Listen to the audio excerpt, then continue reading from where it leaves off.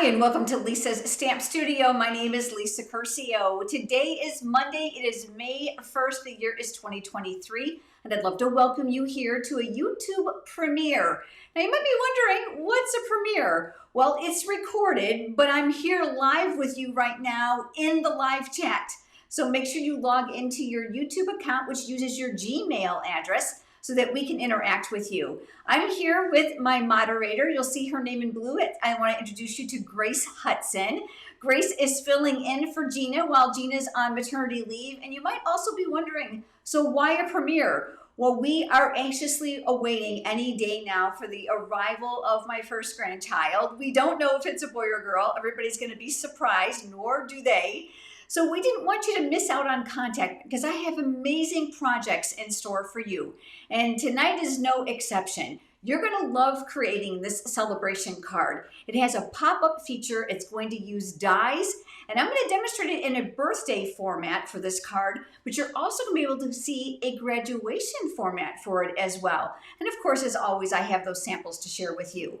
But I want to make sure you know all about the free project sheet. When tonight's YouTube premiere is over, there's going to be a link down in the video description below that's going to lead you over to the pictures, cutting dimensions, and the supplies for all the cards I'm going to share with you tonight.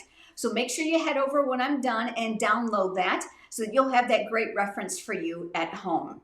Now, we love to interact with you, so please chat during the live stream, or if you're here watching the replay, I'm thrilled that you are here with me. All right, let's go ahead and let's get started. Just going to move those fancy buttons out of the way, and I'm going to bring in a piece of basic white cardstock. Now, I'm going to let you know, too, that you can use this color base whatever you want, but tonight I'm going to do white specifically because I wanted to make sure it was easy for you to see my little pencil marks. I'm going to be using the paper trimmer. Love the paper trimmer, and you're going to, too. All the products I'm going to use tonight are available in my online store unless I tell you differently, and then, of course, I'll point out where you can get it.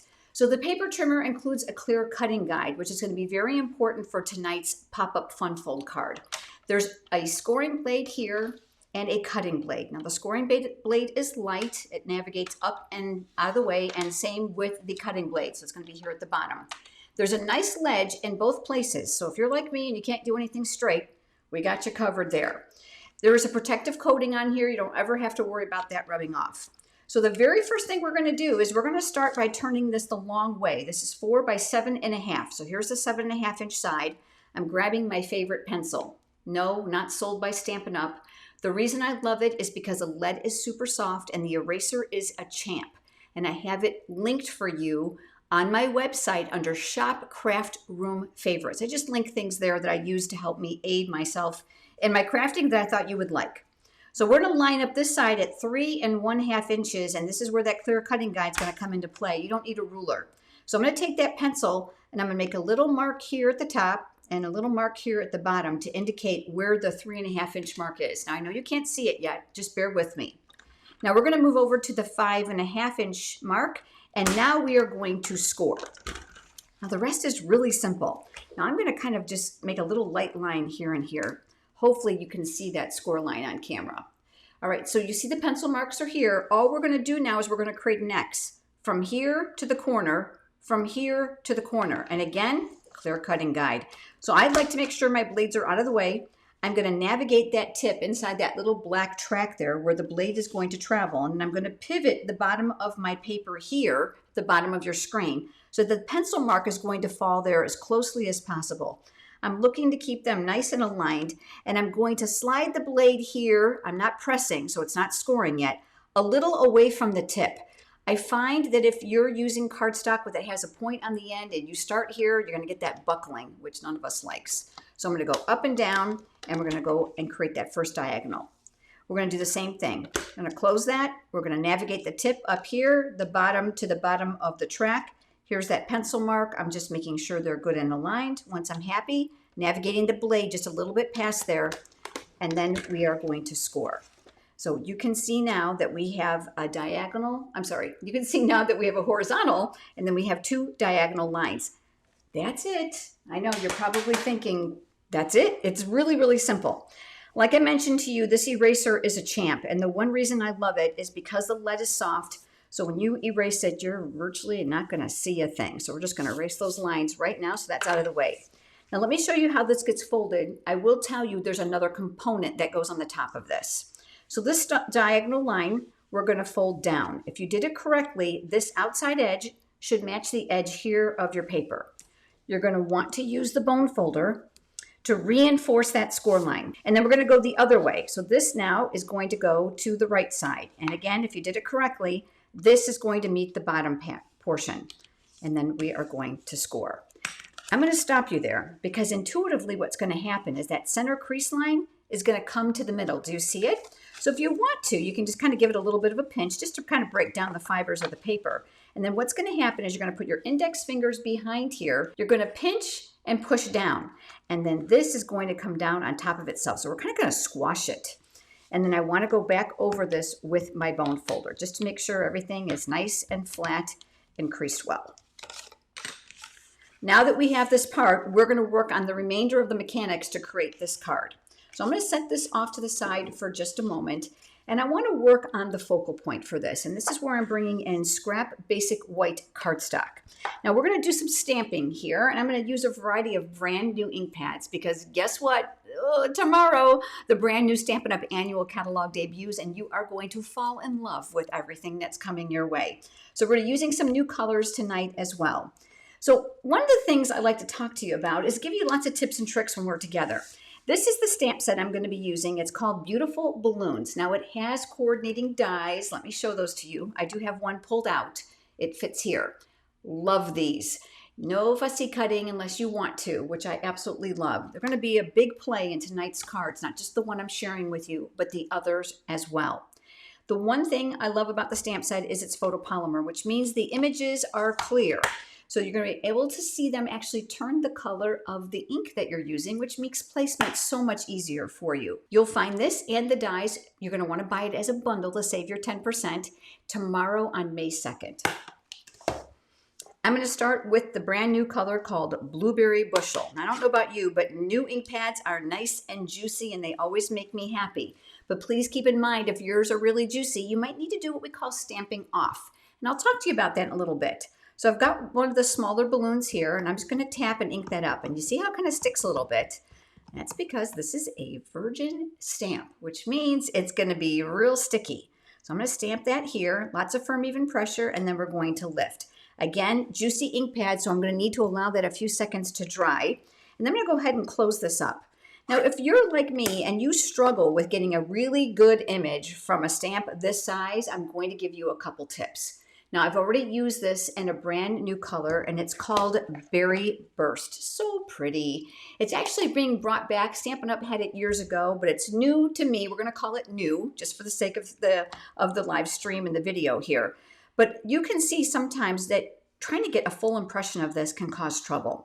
So tip number one, when you first get your large photopolymer stamps, I always recommend priming them, and that works great with Versamark ink. So I'm going to get in some scratch paper here, and I am going to open up that Versamark ink pad, and you can see that this stamp is larger than the ink surface. So I'm going to go face up to make sure I don't miss a spot, and then we are going to just stamp that off on some of that grid paper. It doesn't really leave any impression there because Versamark is a watermark ink, but I'm going to clean this off camera, and I know you can't see me, but it leaves a slight sticky residual on the stamp, which does not hurt it in any shape or form, but works majorly wonderful to our advantage now so that the dye-based ink is going to stick really, really well. Trick number two is to bring in a pierce mat. This is a saving grace if you're like me and have any arthritis in your hands. You can see how swollen they get. This is going to help me with the pushing. So this is going to give me a little umph from the bottom up. I've got my Berry Burst ink pad here, and again, you can ink this way. And nice light taps, and then I am going to come here and lots of firm, even pressure, and then we're going to lift. Now, the very worst thing you can do with a brand new stamp is push too hard into a brand new ink pad. You're going to have stuff all over the place. So get your aggression off on crunching up paper before you start stamping. Now, the next thing I'm going to do while I have this out is I'm going to want some tassels for those balloons. And this is part of the stamp set. Everything I'm using to create these cards is all from that same bundle. So I've got one there. All right, I'm gonna want one more tassel, but I'm gonna bring in a different color in just a moment. This time I wanted one of the solid balloon dies to work to my advantage. You might recall that I told you I took it out of here, so it's part of that bundle. I use this on the designer series paper that's part of the suite. So isn't that pretty? This is gorgeous, this color. It's brand new and it's called Lemon Lime Twist. Again, it's come back, but I'm calling it new. So I did some die cutting on this before you joined me, just to save a little bit of time. And that has left me with this. Now I do want to show you this designer series paper, because if you're like me and you love designer series paper, it's all about the pretty, isn't it? So let me show it to you. It's called Bright and Beautiful. So we've got some stripes, and of course we've got diagonals and that real pretty circle bouquet. Look at that. And don't you love that ombre look? So we've got some more patterns here. I love to see these up close and personal in the video, because I think oftentimes in the catalog we can't see them close enough, nor can we appreciate the beautiful tones that are inside of here. But like all Stampin' Up! Designer Series papers, guess what? They are double-sided, which means you're going to have a lot of use for these patterns outside of their intended theme. So don't worry about purchasing it thinking it looks like too much celebration. Can never have too many pretty papers. All right, so we've got these images here. I'm going to move that Pierce mat out of the way. And let's talk about that die-cut balloon that I just did. I want to add a little bit of texture to this so it looks a little bit more realistic. This is where the coordinating Lemon Lime Twist ink pad is going to come into play.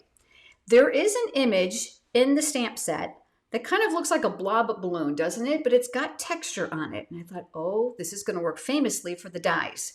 So I'm going to ink this up, but I didn't want it to be too dark. So this is where the stamp off is going to come into play. And you can see this is larger than the die. So all I have to do now is push that on top of here, and then it's going to fall right off. And we've got a little bit of texture on there. Now, in your case, if this is too light, let's not stamp off, and let's do it one more time so that you can see.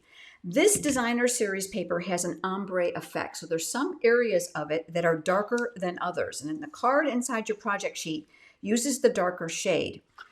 And if you're using the lighter shade, it's going to depend how much ink you want to apply. There's no right or wrong, it's just a matter of preference.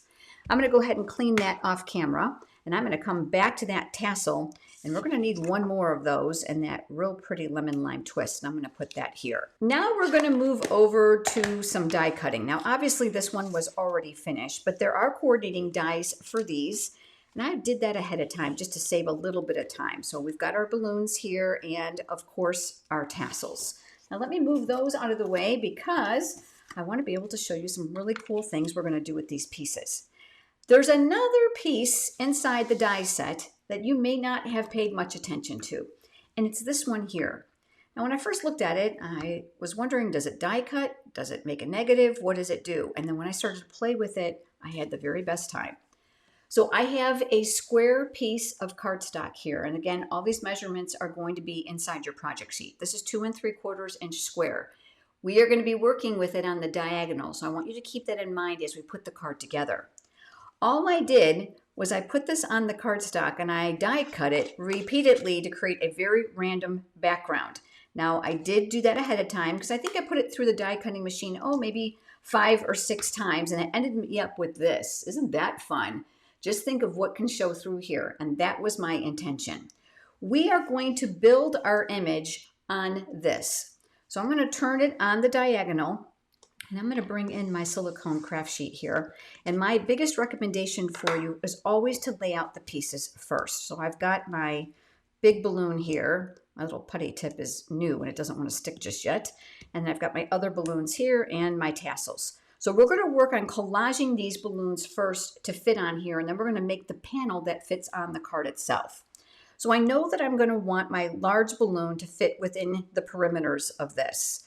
And then I'm going to put my smaller one, somewhere around here, and maybe my other one here.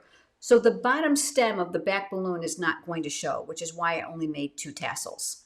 Now I've got it laid out. Let's go ahead and add a little bit of adhesive. I'm going to flip that over and put a little bit of my Stampin' Seal Plus here to kind of hold that in place, and I'll tack these 2 together. Then I'm going to take a little bit on the back of that lemon lime twist balloon, and this is just going to allow me to make sure that everything is positioned exactly where I want it, because now I have one piece. This is going to be easier to work with, especially since we have open die cut areas. I'm going to flip this upside down. I'm going to bring in my dimensionals, and I love that these are pre-cut. And you're going to see that I'm putting them over the connection of those pieces to help secure them in place. Just plays a little bit of double duty. I'm very generous with these. I want to make sure that my card is going to hold up through the mail meter at the post office. Nothing worse than a card coming out all lopsided, right? And I'm using that take your pick tool again, but this time with the paper piercing tool attachment to remove those paper backings. I'm going to work on the silicone craft sheet because I know there are holes here. Making sure that I'm on the diamond, I am then going to attach my balloons. Now we have the tassels, and I think I'm going to add those last. But there's also a piece of blueberry bushel cardstock. This is the layer for this so that we can have some color peeking through.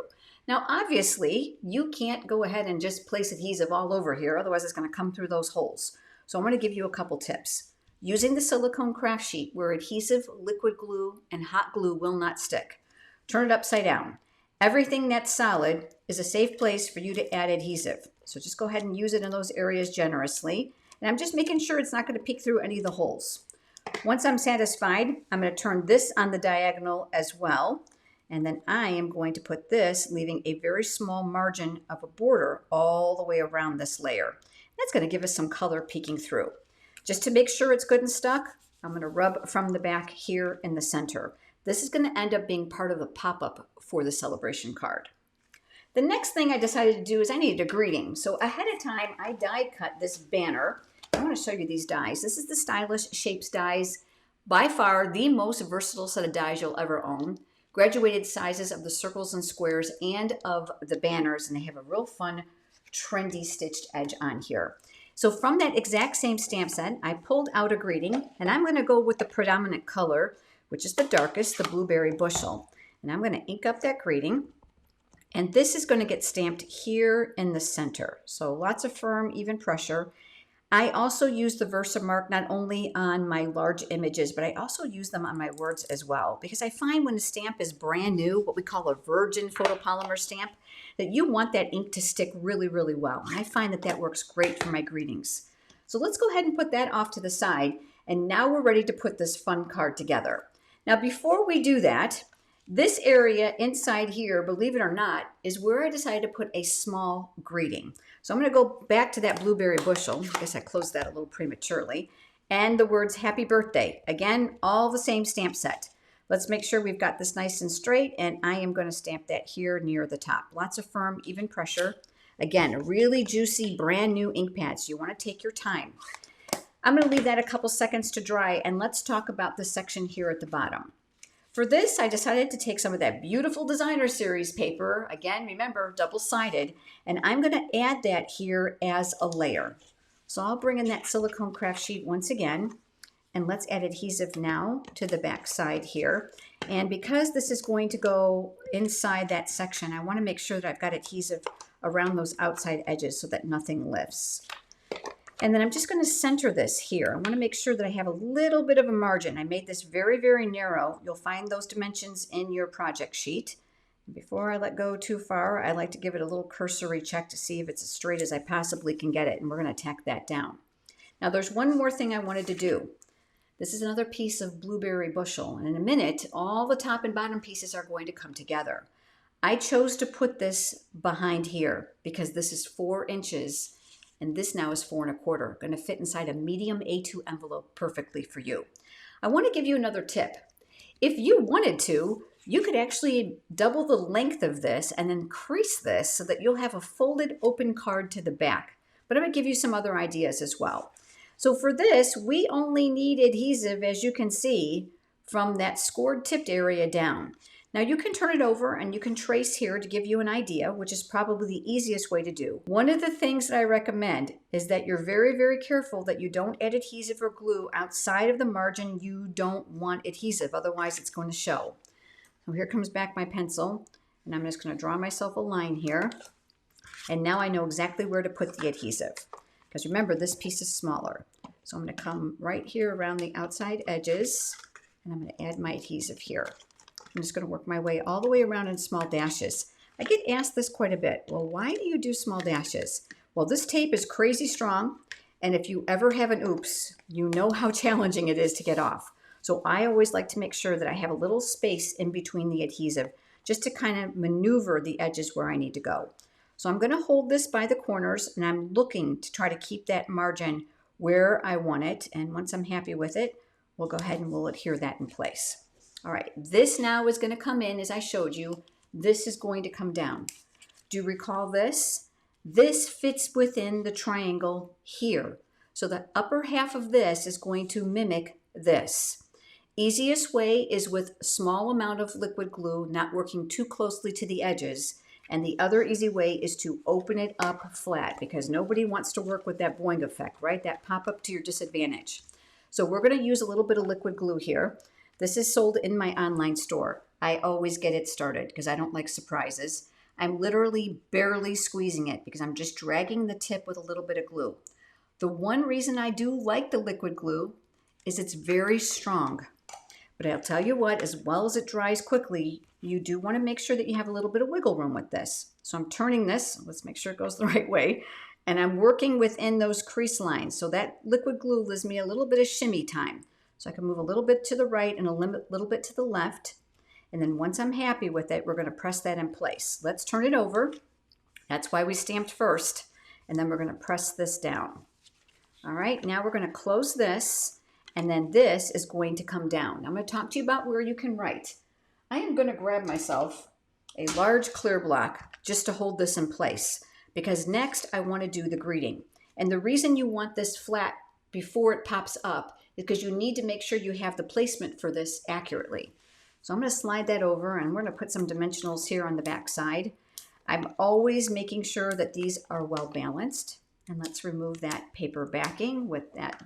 Take your pick tool once again. Let's slide that down, and then I am looking, oh, that looks pretty good, centered, and we'll tack that down here. The last thing we need to do is add those cute tassels, and this is where I'm going to use my glue dots. They make my life quick and easy.